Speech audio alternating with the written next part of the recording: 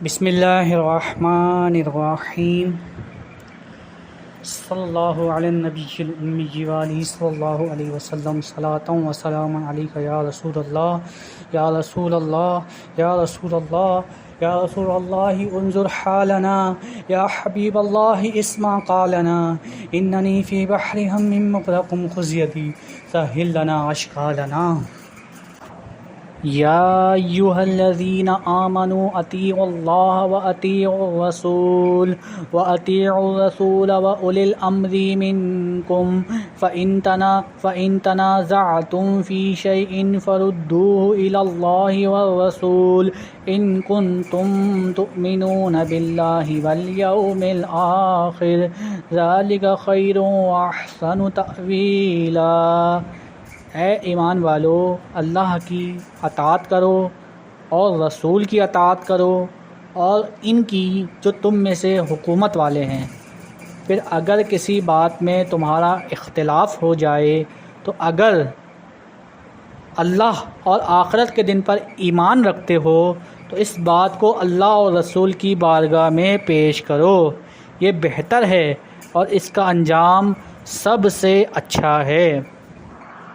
ابھی جو میں نے آیت پڑھی اس میں اللہ تبارک و تعالیٰ ایمان والوں کو مخاطب کر کے فرما رہا ہے، تو میری بھی گزارش ایمان والوں سے ہی ہے کہ اللہ فرماتا ہے کہ میری اطاعت کرو اور اس کے رسول کی، اور جو حکومت والے ہیں تو ہم وزیر اعظم صاحب آپ کی اور آپ کی حکومت کی جو اطاعت کرتے ہیں وہ اللہ تعالیٰ کے حکم کی وجہ سے کرتے ہیں کہ ہمارے رب نے ہمیں حکم دیا ہے کہ حکومت والے ہیں ان کی اطاعت کی جائے۔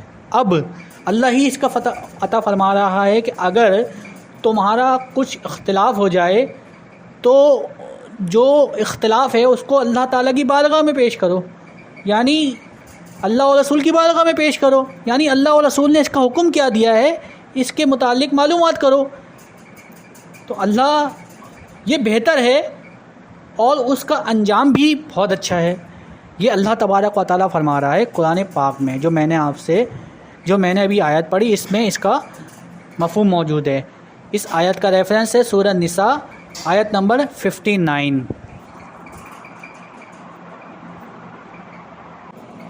اب جناب کی خدمت میں میری عرض یہ ہے کہ آپ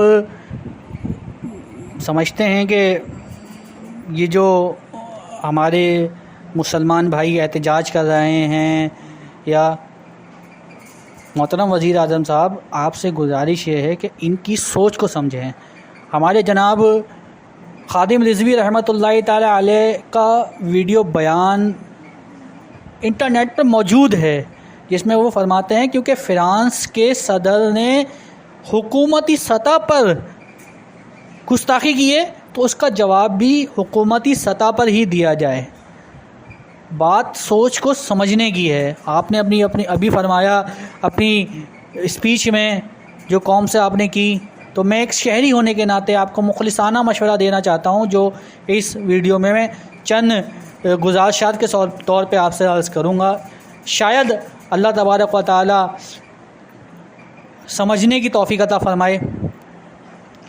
تو پہلی بات تو یہ کہ خادم رضوی صاحب نے یہ جو فرمایا کہ ہم چاہتے ہیں حکومتی سطح پر اس کا جواب دیا جائے، تو سب سے پہلے تو آپ کو یہ چاہیے تھا، بات دراصل یہ ہے کہ آپ جس سوچ کو لے کر چل لیں کہ اگر ہم ان کا سفیر واپس کر دیں گے تو ان کو کوئی نقصان نہیں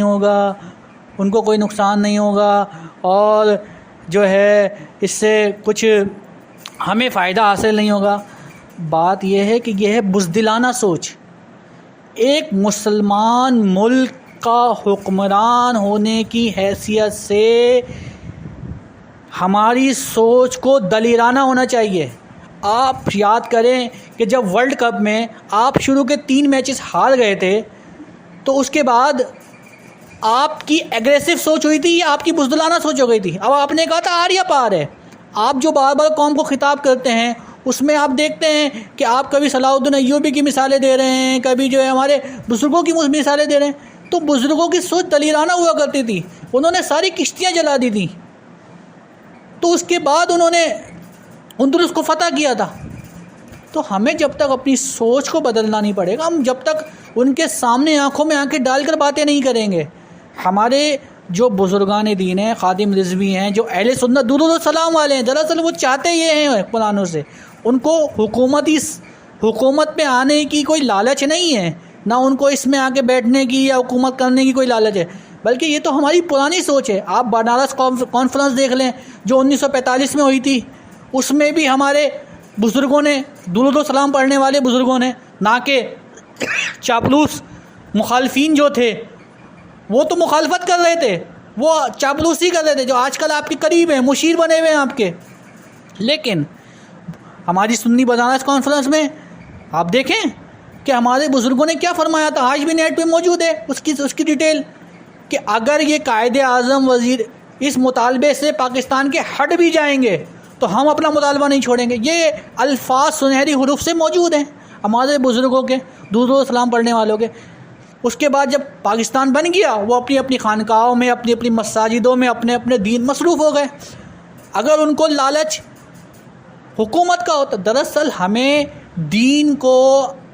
دین کے مطابق لانے کا لالچ ہے. اس سوچ کو آپ کو سمجھنا پڑے گا. آپ دیکھیں ابھی آپ نے جہانگیر ترین صاحب نے جو ہے آپ کی کچھ مدد کری ہوگی آپ کو حکومت میں لانے کے لیے، تو اب جب آپ نے ایک دلیرانہ فیصلہ کرا اور آپ نے کہا میں نہیں جھکوں گا کسی کرپٹ کے آگے، اور آپ کی سوچ ہے، آپ کی ایمان کا تقاضا ہے یہ، تو آپ دیکھ لیں کس طرح سے وہ آپ کو بلیک میلنگ کے لیے شروع ہو گئے. تو بات یہ ہے کہ یہ جب آپ اس طرح کے لوگوں کو آپ سمجھتے ہیں کہ اگر اس طرح کے لوگوں کی سپورٹ سے آپ وزیر اعظم رہ جائیں گے، بات یہ ہے کہ آپ سمجھیں اس بات کو کہ اللہ نے آپ کو موقع دیا. 2.5 سال تو گزر گئے ہیں، اب صرف 2.5 سال باقی رہ گئے ہیں. اللہ نے یہ آپ کو پہلا اور میں کہہ رہا ہوں یہ آخری موقع دیا ہے. اب آپ یہ کہیں گے میں کیوں کہہ رہا ہوں، آپ نے جب 2000 یہ میری اپنے احباب میں 2010 یا 11-12 میں اسپیچ میں نے اپنی 2000 احباب میں یہ بات بتا دی تھی کہ یہ عمران خان وزیر اعظم بنے گا، اور اس کی وجہ میں نے یہ بتائی تھی اپنے دوست احباب میں کہ کیونکہ اس نے قربانی دی ہے. کس چیز کی قربانی دی ہے؟ آپ اپنے گھر کے معاملات، تو میں نہیں جانتا آپ کے معاملات کو، لیکن آپ بہتر جانتے ہیں کہ جب آپ نے جمائمہ کو چھوڑا، آپ کی رکاوٹ تھی سب سے بڑی، وہ آپ نے ملک کے لیے اپنے ملک کی خدمت کرنے کے لیے کہ میں ملک کی خدمت کر سکوں، آپ نے قربانی دی، اپنے گھر کو جو ہے وہ سائیڈ لائن لگایا. تو آپ نے یہ اپنے ملک کی خاطر کیا، تو اللہ تعالیٰ نے آپ کو پھر وہ اس کا اجر دیا، آپ کو اطمینان دی. لیکن اب آپ کو چاہیے تو یہ تھا کہ حکومت میں آ کے خدمت کرتے عوام کی، جیسے کہ ہمارے بزرگان دین حضرت عمر فاروق رضی اللہ تعالیٰ عنہ جو گزرے ہیں ان کا طرز عمل ہوا کرتا تھا کہ وہ خادم ہونے کی حیثیت سے آتے تھے، نہ کہ حاکم ہونے کی حیثیت سے. حاکم تو اللہ نے آپ کو بنایا ہے، لیکن آپ کو یہ سوچ اختیار کرنی ہے، وہ ہے کہ آپ خادم ہیں. اب آپ آج دیکھ لیں یہ پولیس، یہ جتنے بھی ادارے ہیں، گورنمنٹ میں کوئی شخص ملازم ہو جائے، میں ذاتی طور پہ اس تجربے سے گزر چکا ہوں اور گزر رہا ہوں کہ گورنمنٹ میں کوئی شخص ملازم ہو جائے اپنے آپ کو فرعون سمجھنے لگتا ہے. وہ سمجھتا ہے کہ میں فرعون ہو گیا ہوں، وہ دوسروں کو حقارت کی نظر سے دیکھتا ہے، دوسروں کو جو ہے وہ کیا کہتے ہیں اس طرح کا طرز عمل اس کا ہوتا ہے کہ بس حکومت میں آ گئے ہیں تو بس حکومتی نوکری مل گئی ہے تو وہ خادم نہیں ہے، وہ حاکم ہو گئے ہیں، وہ جو دل چاہے کرے. اور یہی وجہ ہے مین کرپشن کی. جب تک کوئی بھی گورنمنٹ کا ملازم اپنی سوچ یہ نہیں اپنائے گا کہ میں خادم ہوں، ہمارے ملک سے کبھی بھی کرپشن ختم نہیں ہوگی. آپ نے جو کچھ سال پہلے عوام کو مشورہ، آپ کی سوچ اچھی تھی، آپ نے مشورہ دیا عوام کو کہ عوام ارطغرل ڈرامہ دیکھے. ارطغرل ڈرامہ دیکھنے کی آپ کی سوچ یہ تھی کہ عوام ارطغرل ڈرامہ سے سیکھے. تو میں بھی تو آپ سے یہی عرض کر رہا ہوں کہ آپ دیکھیں کہ ارطغرل کس طرح دلیرانہ فیصلے کرتا تھا، اور اگر وہ بزدلی کے طور پر فیصلے کرتا، جھک کر فیصلے کرتا، تو کبھی بھی کامیاب نہیں ہو پاتا. کبھی بھی وہ سلطنت عثمانیہ جو ہے وہ 800 سال تک جو ہے مسلمانوں کی حکومت نہیں رہتی اس میں. جب تک وہ جب وہ دب کر فیصلے کرنے شروع ہو گئے تو ان کی حکومت ختم ہو گئی، اللہ تعالیٰ نے ختم کر دی. بات یہ ہے کہ کامیابی کا دار و مدار دین پر ہے. آپ اس سوچ کو جب تک اپنائیں گے نہیں کہ دین جو کہہ رہا ہے ہمارے فقہا نے ایسا ہی تو نہیں، یہ سب چیزیں ہمارے فقہا دیکھ چکے ہیں. آپ کیا سمجھتے ہیں کہ قرآن پاک میں اس چیز کا حل موجود نہیں ہے؟ میں آپ کو قرآن پاک کی آیت سناتا ہوں.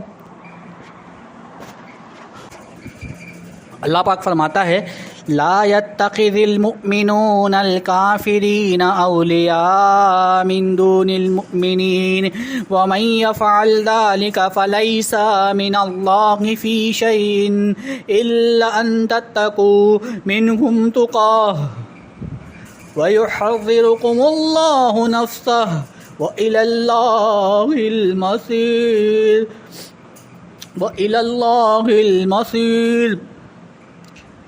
مسلمان کافروں کو اپنا دوست نہ بنا لیں مسلمانوں کے سوا، اور جو ایسا کرے گا اسے اللہ سے کچھ علاقہ نہ رہا مگر یہ کہ تم ان سے کچھ ڈرو، اور اللہ تمہیں اپنے غضب سے ڈراتا ہے اور اللہ ہی کی طرف پھرنا ہے.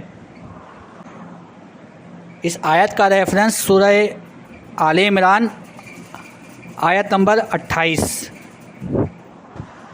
اب اس آیت پاک میں جو سورہ آل عمران کی 28 نمبر آیت ہے، اللہ تعالیٰ نے واضح الفاظ میں فرمایا کہ مسلمان اپنا دوست کافروں کو نہ بنا لیں. وہ کافر دوست ہو ہی نہیں سکتے. کافروں مسلمانوں کے دوست صرف مسلمان ہو سکتے ہیں. اور اگر کوئی شخص ایسا سوچے اور کرے تو اس کو دراصل اللہ سے کچھ علاقہ نہ رہا، اللہ سے اس کا کوئی تعلق نہیں، مگر یہ کہ تم ان سے کچھ ڈرو، اور اللہ تمہیں اپنے غضب سے ڈراتا ہے اور اللہ ہی کی طرف پھرنا ہے. تو میرے محترم وزیر اعظم صاحب، اگر آپ اس چیز میں ان سے ڈر رہے ہیں کہ ہماری ٹیکسٹائل انڈسٹری جو ہے وہ ڈوب جائے گی، اب معیشت جو ہے وہ کھڑی ہونا شروع ہوئی ہے اور جو ایکسپورٹ بڑھے گی، تو میری بات، میں اکنامکس کا تھوڑا سا طالب علم بھی ہوں، مجھے عرض کر دوں کہ اکنامکس کا ایک بہت بڑا رول ہے کہ ڈیمانڈ کریٹس آن ڈیمانڈس. ڈیمانڈ جو ہیں وہ اپنی طلب خود پیدا کرتی ہیں. تو آپ اگر ان کو سوچتے ہیں کہ یہ دب کر چیزیں بیچتے رہیں گے، آپ جب دیکھ لیں اس کی، اگر تھوڑی اکنامکس کی تھوڑی سی ریسرچ میں جائیں آپ اس میں، تو آپ یہ دیکھیں گے کہ ہم اپنا پیسہ گراتے ہیں، روپیہ گراتے ہیں، پھر ان کو ایکسپورٹ کرتے ہیں، پھر بیچتے ہیں، پھر اس کے بعد جو ہے ہمارے کو جو چیز ملتی ہے، جو چیز ہماری بکتی ہے، وہ دراصل ہم وہ ایک کوڑیوں کے دام بیچ رہے ہوتے ہیں. وہ دراصل ڈیمانڈ پہ نہیں بیچ رہے ہوتے. دراصل ہم چونکہ دبے ہوئے ہیں نا، ہم نے اپنی سوچ بتا دی. تو اسی طرح جیسے آپ نے ابھی اپنی سوچ بتا دی نا ان سے کہ ہمیں کوئی فائدہ نہیں، یہی تو ان کی کامیابی ہے. دراصل وہ دلیر اسی چیز پر تو ہوتے ہیں کہ جب وہ دیکھتے ہیں آپ کی تقریر سن کر، آپ لوگوں کی اس طرح کی حکمرانوں کی تقریر سنتے ہیں، تو وہ جب یہ دیکھتے ہیں تو اسی چیز پہ تو وہ دلیر زیادہ ہو جاتے ہیں کہ یہ کیسے دب کر کیونکہ وہ سائیکولوجیکل چیک کرتے ہیں، مسلمانوں کا ایمان چیک کرتے ہیں. وہ خادم رضوی سے کیوں ڈرتے تھے؟ خادم رضوی جذبہ ایمانی سے شرسار تھے. وہ ہر اس شخص سے ڈریں گے جو جذبہ ایمانی سے شرسار ہوگا. بات صرف اتنی ہے کہ آپ کو بھی اس چیز کی ضرورت ہے کہ آپ کے اندر ایمان ہے، لیکن آپ کے مشیرین جو ہے نا آپ کو غلط رہنمائی کرتے ہیں. آپ دیکھ لیں ارطغرل کا آپ نے مشورہ لوگوں کو دیا، اس میں ارطغرل جب بالکل اپنا سب کچھ ہار جاتا تھا تو اس کی مدد کرنے کے لیے ابن عربی اس کو سوچ فراہم کرتے تھے. فیصلہ وہی کرتا تھا، اس کو سوچ فراہم کرتے تھے، اس کی رہنمائی کرتے تھے. تو آپ کو دراصل صحیح لوگوں کو چننا پڑے گا کہ آپ کی رہنمائی کی جائے. رہنمائی کرنے والے، آپ نے جو غلط فیصلے اب تک کیے ہیں ان سے آپ کو توبہ کرنی پڑے گی. اس کے بعد ہی آپ کامیابی کے سفر پہ گامزن ہوں گے. اللہ تعالیٰ نے آپ کو آخری موقع دیا ہے، پہلا اور آخری. یہ میری بات آپ کو سمجھ لیں. اب آپ کے پاس صرف 2.5 سال ہیں. آپ کے ووٹ بینک بڑھ سکتے ہیں. یہ جہانگیر ترین، یہ جو آپ نے ایک ڈپلیکیٹ طریقے سے ووٹ حاصل کر کے وزیر اعظم بنے بقول لوگوں کے سلیکٹڈ، اور یہ تو دراصل اب آپ اس کے بجائے اصل ووٹ حاصل کر سکتے ہیں اگر آپ ایمان والوں کے جو مسلمان جو ترجمانی، ان کی ترجمانی صحیح طریقے سے کریں. ہمارا مطالبہ یہ نہیں، اب تو آپ کی سوچ لوگوں کے سامنے ظاہر ہو گئی ہے. دراصل سوچ یہ تھی جو ہمیں دینے کا مقصد تھا، وہ جو خادم رضوی چاہتے تھے، جو ایک ایمان اور جو ایک یقین اور جو ایک مسلمان کی ہونی چاہیے جو دینا چاہتے ہیں کافروں کو کہ ہمارے حضور کی شان میں گستاخی کی ادنا سی بھی گنجائش ایمان کے اندر موجود نہیں ہے، مسلمان کے اندر موجود نہیں ہے۔ دراصل یہ سوچ ہے جو ہم نے وہاں پر دیں گے تو اس کو پھر روک سکتے ہیں ہم آخری حد تک جب تک نہیں جائیں گے۔ جیسے ہمارے طارق بن زیاد نے اپنی ساری کشتیاں جلا دی تھی، جب تک ہم اپنی کشتیاں نہیں جلائیں گے ہم ان کو یہ دھمکی نہیں دیں گے کہ ہم ایٹم بم ہم نے ایسے ہی نہیں حاصل کیا، ہم ایٹم بم چلائیں گے اس کے خلاف جو ہمارے حضور، کیونکہ یہ آخری سٹیج ہے، اس کے بعد یہ سٹیج اس کے آگے کوئی سٹیج نہیں ہے، یہ جنگ کا ہے، یہ جنگ ہے، دراصل اعلان جنگ ہے کہ ہاں اگر کوئی اس طرح کی گستاخی کرنے کی سوچ بھی رکھتا ہے، اظہار رائے یہاں پر اظہار رائے نہیں ہے، دراصل یہ گستاخانہ رائے ہے۔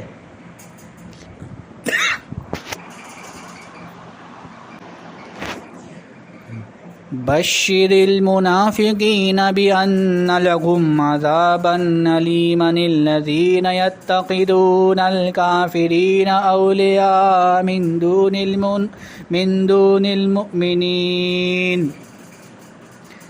أيبتغون عندكم العزة فإن العزة لله جميعا۔ خوشخبری دو منافقوں کو کہ ان کے لیے دردناک عذاب ہے، وہ جو مسلمانوں کو چھوڑ کر کافروں کو دوست بناتے ہیں، کیا ان کے پاس عزت ڈھونڈتے ہیں؟ تو عزت تو ساری اللہ کے لیے ہے۔ اس آیت میں بھی اللہ تبارک و تعالی واضح الفاظ میں فرما رہا ہے کہ مسلمانوں کو چھوڑ کر جو کافروں کے پاس عزت ڈھونڈتے ہیں تو وہ دراصل خوار ہی ہوتے ہیں، خوار ہی ہوتے ہیں، خوار ہی ہوں گے، خوار ہی ہوتے رہیں گے۔ عزت تو اللہ تبارک و تعالیٰ کے ہاتھ میں، وَتُعِزُّ مَن تَشَاءُ وَتُذِلُّ مَن تَشَاءُ، اور اسی طرح ملک بھی اللہ کے ہاتھ میں۔ اللہ تبارک و تعالیٰ سورہ آل عمران میں فرماتا ہے اللہ المالک الملک تؤتی الملک من تشاء اللہ المالک الملک تؤتی الملک من تشاء وتنزع الملک ممن تشاء وتعز من تشاء وتذل من تشاء بیدک الخیر انک علی کل شیء قدیر تولج اللیل فی النہار وتولج النہار فی اللیل وتخرج الحی من المیت وتخرج المیت من الحی وترزق من تشاء بغیر حساب۔ اللہ تبارک و تعالیٰ واضح الفاظ میں فرماتا ہے عزت دینے والا اور عزت چھین لینے والا اللہ تبارک و تعالیٰ۔ اسی طرح ایک مسلمان کا یہ عقیدہ ہے کہ رزق اللہ تبارک و تعالیٰ کی طرف سے آتا ہوتا ہے، واللہ خیر الرازقین۔ آپ کیا سمجھتے ہیں کہ اس طرح کے حالات ہمارے نبی نے، جن کا آپ بار بار ذکر کرتے ہیں ریاست مدینہ اور ہمارے نبی نے ایسا کیا، اور ہمارے نبی کو درپیش نہیں ہوئے تھے؟ آپ جنگ حنین کا واقعہ، جنگ حنین کو پڑھ لیجئے، جنگ حنین کے متعلق پڑھ لیجئے، سورہ توبہ کو پڑھ لیجئے، سورہ توبہ میں کس طرح سے ذکر ہے، اور منافقین کی آپ کو آئینہ نظر آئے گا کہ کس طرح منافقین کا چہرہ اللہ تبارک و تعالیٰ نے بے نقاب فرمایا ہے۔ اور جنگ حنین میں مسلمانوں کے پاس یہاں تک تنگی تھی کہ وہ ایک ایک کھجور پہ دو مسلمان گزارا کرتے تھے، ان کے پاس اتنا نہیں ہوتا تھا کہ وہ اپنا پیٹ بھر سکے، اور پھر بھی وہ جنگ کے لیے تیار ہوئے اور جنگ میں۔ تو جب تک ہم بحیثیت مسلم قوم اس بات پر ایگری نہیں ہوں گے کہ ہر حال میں ہم نے اپنے دین کو سبقت دینی ہے، ہم نے اپنے دین کو بلند رکھنا ہے، تو اس وقت تک ہم اسی طرح پستے رہے۔ 70 سال ہم نے انہی جد و جہد میں برباد کر دیے۔ اللہ تعالیٰ نے آپ کو یہ موقع دیا ہے، آپ کے پاس صرف 2.5 سال رہ گئے ہیں، اپنا دین، ایمان اور آخرت کی سرخروئی اور دنیا کی کامیابی کے لیے بھی یہ آپ کے پاس چانس ہے کہ آپ بولڈ ڈیسیجن لیں، جس کو بولڈ ڈیسیجن کہتے ہیں نا، جرأت مندانہ ڈیسیجن۔ بات دراصل یہ اپنی غلطی سب سے پہلی تو وہ ہوئی کہ جس وقت گستاخان رسول نے، فرانس نے سرکاری سطح پر گستاخی کری تھی، اسی وقت اس کو جرأت مندانہ جواب دینا چاہیے تھا، اس کا سفیر اس وقت ہی نکال دینا چاہیے تھا۔ اب آپ کی بات صحیح ہے کہ ہمیں فائدہ نہیں ہوگا، ہمارا دراصل موقف یہ تھا، چاہتے یہ تھے، ایمان کا تقاضا یہ تھا کہ ایسے دنیا کے ہر شخص سے ہمارا تعلق ختم ہو جانا چاہیے کہ جو ہمارے حضور کی گستاخی کے متعلق سوچ بھی رکھتا ہو. ہمارا ایمان ہم سے یہ تقاضا کرتا ہے, ہمارا قرآن ہم سے یہ تقاضا کرتا ہے. آپ بار بار قرآن کا ریفرنس دیتے ہو, تو قرآن میں تو ساری چیزوں میں یہی چیزیں بھری پڑی ہیں. ہم قرآن سے سیکھ کیا رہے ہیں؟ دراصل بات یہ ہے کہ ہم سمجھ ہی نہیں رہے.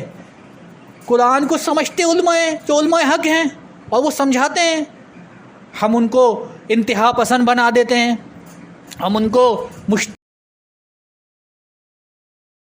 بات وہ اپنا فرض ادا کر رہے ہیں. اور جو آپ کے چاپلوس قسم کے علماء ہیں. لیکن میں آپ کو یہ عرض کر دوں واضح الفاظ میں کہ اگر دین اور دنیا کی کامیابی چاہتے ہیں, آپ نے جو آپ کے جو دل و دماغ میں جو کشمکش چل رہی ہے, یہ فیصلہ آپ کو ہی کرنا ہے کہ آپ کو اپنے دل کی آواز ماننی ہے یا دماغ کی. آپ کا دماغ بار بار آپ کو یہ کہتا ہے کہ ہم ڈوب جائیں گے, ہماری معیشت کمزور ہو جائے, اور آپ کا دل آپ کا ایمان آپ کو تقاضا یہی کرتا ہے کہ یہ جو علماء کر رہے ہیں اور یہ جو خادم حسین رضوی اس طرح کے جو درود و سلام والے لوگ ہیں جو کر رہے ہیں تقاضا, دراصل یہی حق ہے. تو بات مختصر کر کے یہی ہے کہ اب فیصلہ آپ کی طرف ہے.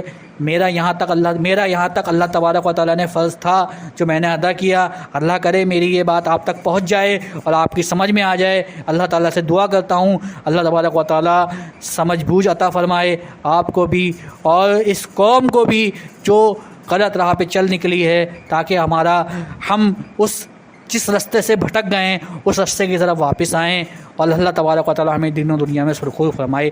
آمین بجاہ نبی الامین صلی اللہ تعالیٰ علیہ وسلم.